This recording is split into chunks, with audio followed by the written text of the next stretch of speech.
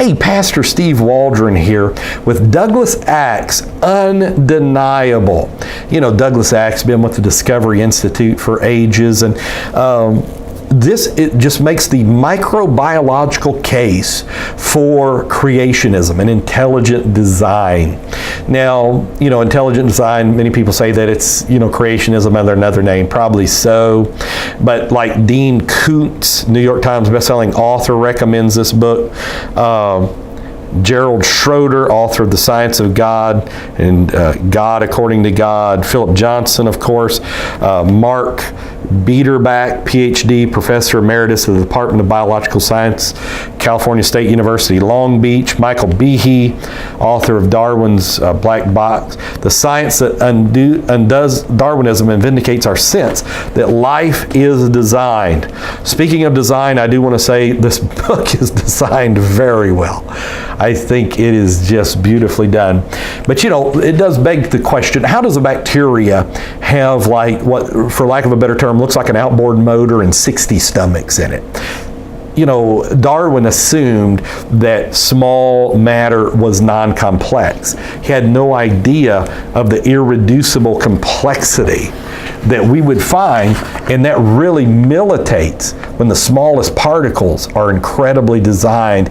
And the further you study their complexities, not just a cursory study, but seeing how they're designed, what it takes for them to function, then chaos and time as functionaries for evolution then becomes really almost a functional absurdity. And so just show you what it looks like without the dust jacket. It looks more like a regular book, but the dust jacket is fantastic on this. So let's take a quick look on the inside of this. Here's a look at the table of contents. I would really recommend this book. I'm not sure if he's a six-day creationist or not. I'm not sure if he ever divulges that fact. He might. But I would say that most of the things in here are compatible with 6 days creationism.